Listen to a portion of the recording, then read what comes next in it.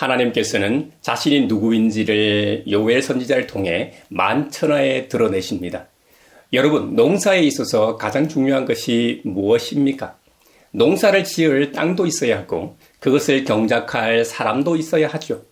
그리고 종자씨로 쓸 종자벼가 있어야 쌀이 생길 수 있겠죠. 하지만 농부가 제 아무리 부지런하고 잘 관리한다고 해도 자연의 도움이 없으면 농사는 안 됩니다. 여름이나 초가을에 태풍이 갑자기 와서 쓸어버리거나 비가 너무 많이 온다든지 또 비가 너무 안 오면 말라버리기 때문에 농사를 지을 수 없습니다. 태양이 날마다 일정한 일조량을 통해 필요한 에너지를 공급해 주어야만 벼가 자랄 수 있죠. 벼는 햇빛을 받아야만 시기별로 개화하고 줄기와 잎을 내고 광합성을 통해 성장합니다. 그러나 햇빛이라는 에너지원이 없으면 아예 존재할 수가 없습니다. 햇빛이 있다고 해도 일조량이 부족하면 쌀알이 제대로 채워지지 않아 수확량이 감소하고 품질이 떨어지게 됩니다. 또 양분 흡수와 온도 조절을 위해서는 물이 반드시 있어야 합니다. 벼는 다른 작물에 비해 더 많은 양의 물이 필요하다고 합니다. 논에 채워진 물은 벼의 생리적 작용과 생육 환경을 조절하는데 핵심적인 역할을 한다고 알려져 있습니다. 그러므로 햇빛은 벼를 성장시키는 에너지의 근원인 셈이죠.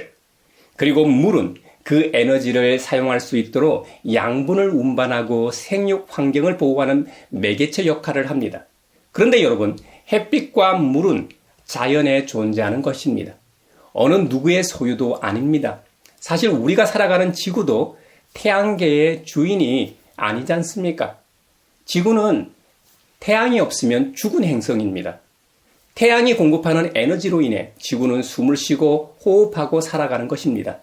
그러니까 이 실제적인 주인은 이름에서도 알 수 있듯이 태양이 주인입니다. 그래서 지구에 사는 인간이 뭔가 주인 행세를 한다는 것 자체가 우스운 일입니다. 지구의 주인도 사실상 지구 자체이지 인간이 아닙니다. 인간 없이도 지구는 존재할 수 있지만 인간은 지구가 없으면 존재할 수 없는 연약한 존재입니다. 그렇다면 지구도 태양도 누가 생겨나게 했나요? 먼 옛날 빅뱅을 통해 우주가 생겨나게 하신 분이 바로 누굽니까? 창조주 하나님이십니다. 요엘 2장은 그것을 말하고 있습니다. 하나님께서 하나님의 백성들이 살아갈 수 있도록 비를 흡족하게 내어주신다고 말씀하고 있습니다. 그냥 비를 내리시는 게 아닙니다.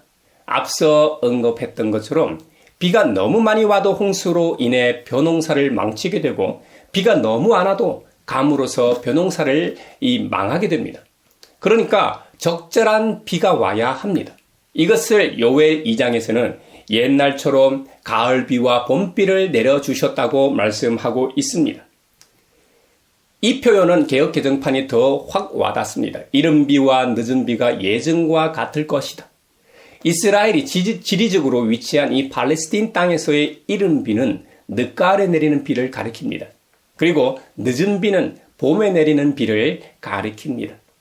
세번역 성경이 정확하게 번역하였지만 이 뉘앙스상 개역 개정판이 더 와닿기 때문에 개역 개정판으로 한 번 더 본 것입니다. 팔레스틴에서는 이 1년에 2번의 우기가 있다고 합니다. 보리씨를 뿌리기 전 늦가을에 내리는 이른 비와 보리 수확 직전인 봄에 내리는 늦은 비가 그것이죠. 본문의 비에 대한 언급은 과거 요엘 1장 20절에 이 시내에도 물이 마르고 광야의 초원이 다 말라서 들짐승도 주님께 부르진다는 이 상황을 얘기했는데 가뭄의 이 저주가 완전히 해소되고 반전됨을 나타냅니다. 고대 근동에서 비는 폭풍과 비의 신 이 바알이 전적으로 주관하는 것으로 믿어졌습니다만 요엘 선지자는 그러한 관념이 옳지 않고 오직 온 우주 만물과 자연 질서를 창조하시고 주관하시는 이 바로 절대 주권자이신 창조주 여호와 하나님께서만 그러한 비를 내려주실 수 있음을 말하고 있는 것이죠. 농사를 예로 들어 설명했던 것처럼 때에 맞는 비의 양이 얼마나 중요합니까? 이것을 주장하시는 분이 바로 창조주 하나님이시라는 겁니다. 그분만이 창조 섭리에 따라 자연의 질서가 작동하게 하십니다. 요엘 2장에서 하나님께서는 하나님의 백성이 마음껏 먹고 배부르게 하신다고 말씀하십니다. 시편 46편 고라자손의 시에 보면 이런 말씀이 있습니다.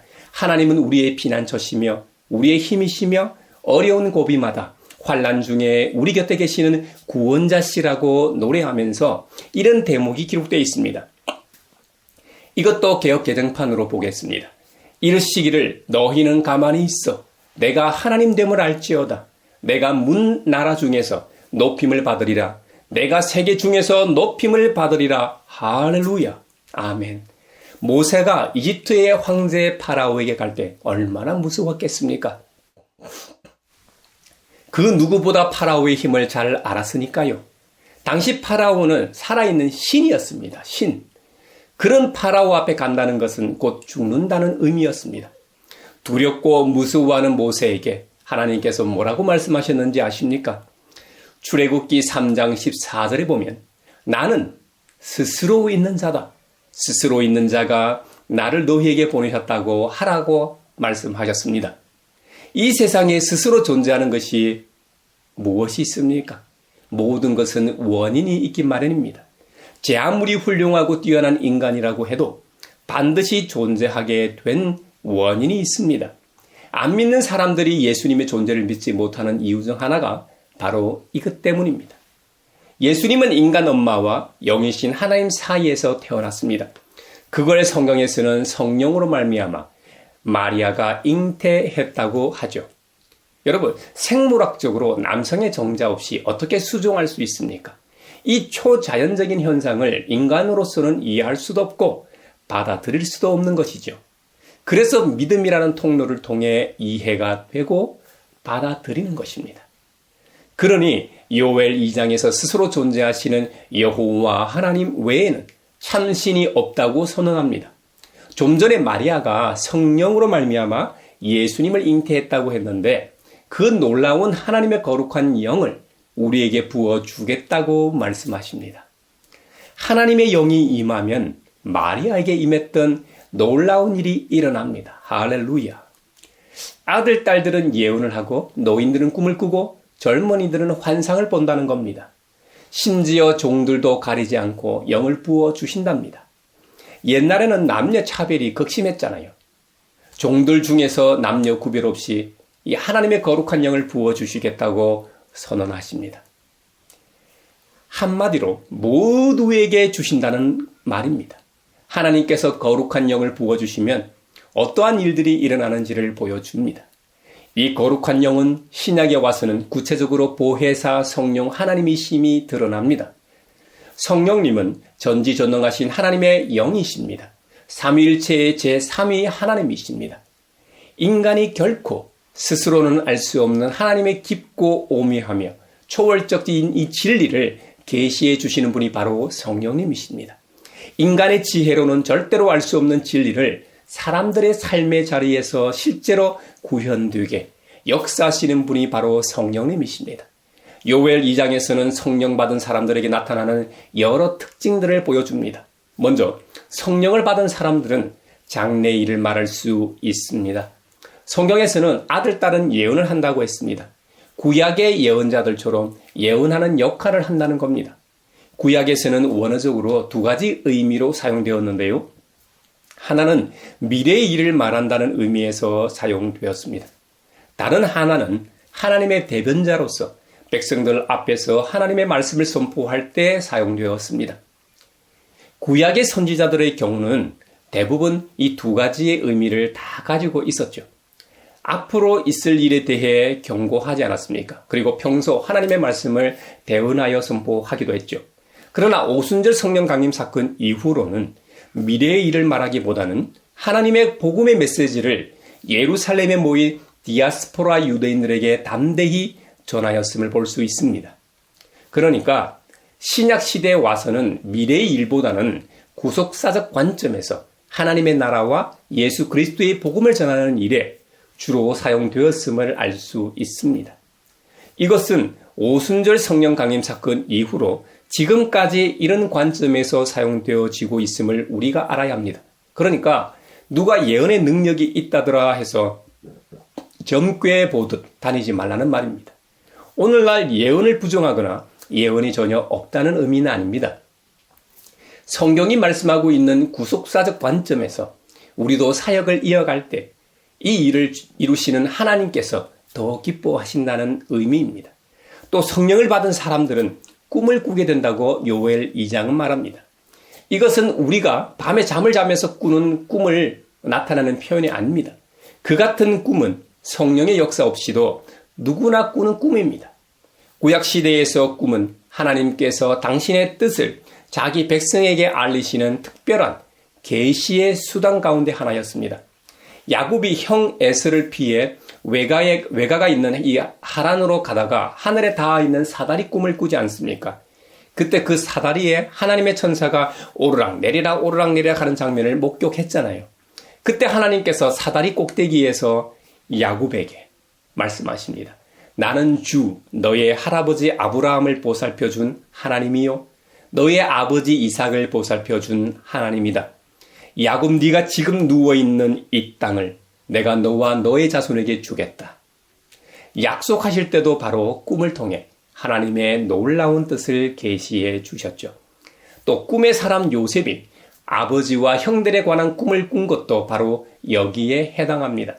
요셉이 묶은 곡식단 앞에 형들이 묶은 곡식단이 절하는 꿈이나 하늘의 해와 달과 11별이 요셉에게 절하는 꿈 역시도 장래에 있을 하나님의 뜻을 계시하는 수단으로 사용되었음을 알 수 있습니다. 이런 꿈들은 오늘날 저와 여러분이 꾸는 꿈과는 확연히 다릅니다. 본질은 다르지만 하나님의 계시라는 측면에서 앞에 예언, 장래를 말하는 이 예언과 같다고 말할 수 있습니다.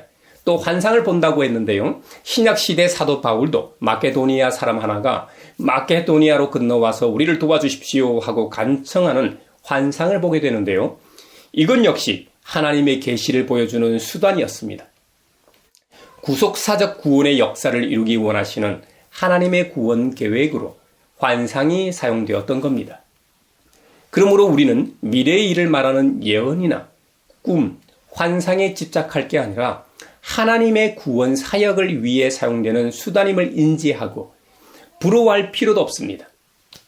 여러분, 우리들 중 한 형제나 자매가 요엘 2장에 나오는 장래의 일을 말하는 예언을 한다든지 신통한 꿈을 꾼다든지 환상을 본다고 하더라도 전혀 부러워할 일이 아닙니다.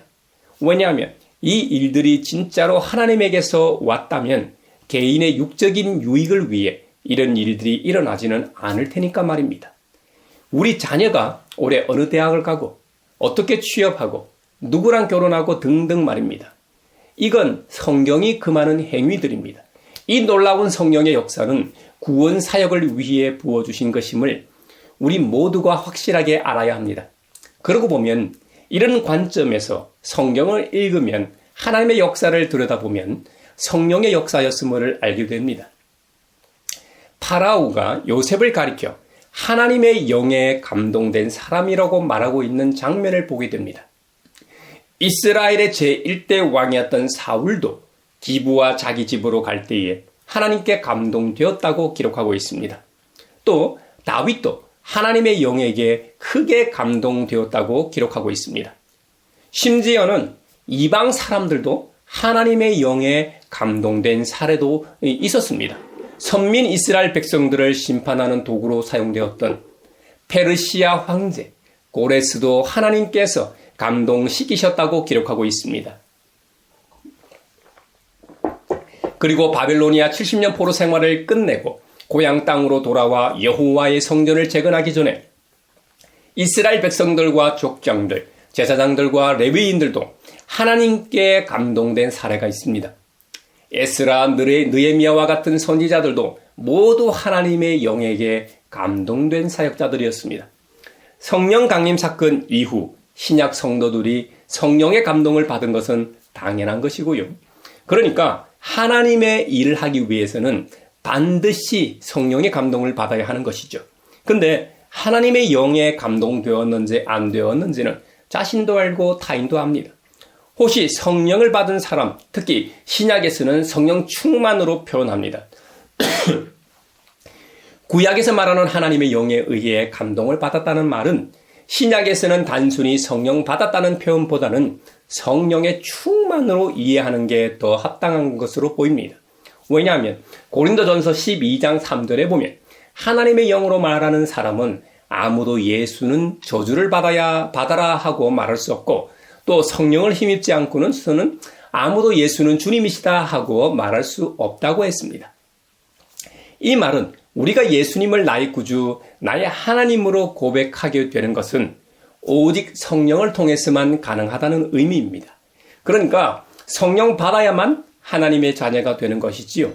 반면 성령을 받았다고 해서 누구나 성경에 나오는 위대한 믿음의 선배들처럼 구속사 역사에 있어 주역으로 일꾼이 되는 것은 아니라는 겁니다. 성령의 충만함을 받아야만 구속사적 사역에 적극적으로 쓰임을 받는 것입니다. 그리고 성령 충만함은 그 열매로 알 수 있습니다. 갈라디아서 5장에 보면 오직 성령의 열매는 뭐죠? 사랑과 희락과 화평과 오래 참음과 자비와 양성과 충성과 온유와 절제라고 했습니다. 이런 성령의 열매 9가지는 나보다도 다른 사람들이 더 잘 알게 됩니다. 저 사람은 참 사랑이 많은 사람이야.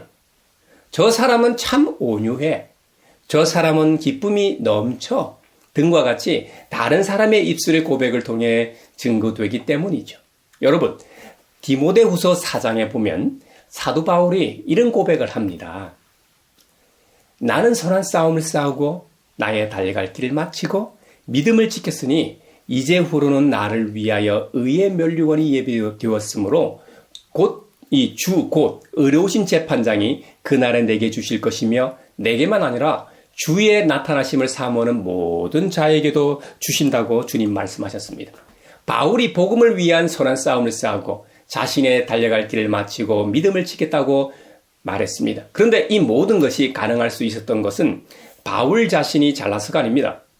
주님께서 바울 자신에게 서서 바로 자신에게 힘을 주셨기 때문에, 이 바로 곁에 서서 힘을 주셨기 때문에 가능했다고 말합니다.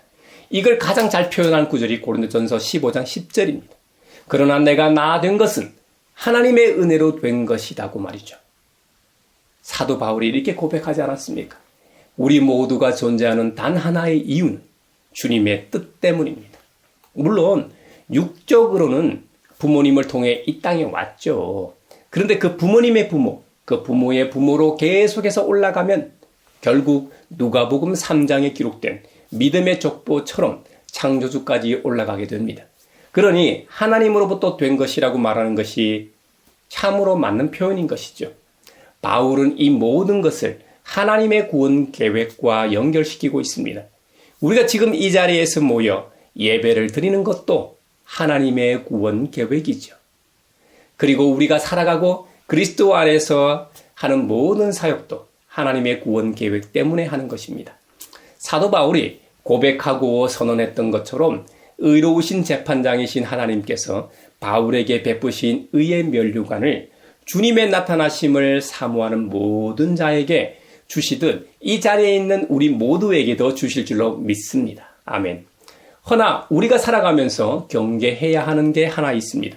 스스로 의롭다고 여기는 것입니다. 특히 일상 속에서 법 없이 사는 사람들이 조심해야 합니다. 남에게 해코지 안 하는 것은 당연하고 죄도 짓지 않고 윤리도 도덕적으로도 크게 흠잡을 데 없고 이 세상에 존재하는 여러 규칙들을 잘 지키는 사람일수록 자신이 의롭다고 여길 가능성이 높습니다. 그런데 성경은 스스로 의롭다고 확신하는 것을 경계하라고 경고하고 있습니다. 누가복음 18장에 보면 이런 자들을 향해 예수님께서 말씀하십니다. 오늘날에도 스스로 의롭다고 여기는 사람들이 존재하는 것처럼 2000년 전 예수님 시대에도 있었겠죠. 여러분 안 그렇겠습니까? 그래서 예수님께서는 그런 자들에게 비유로 말씀하십니다.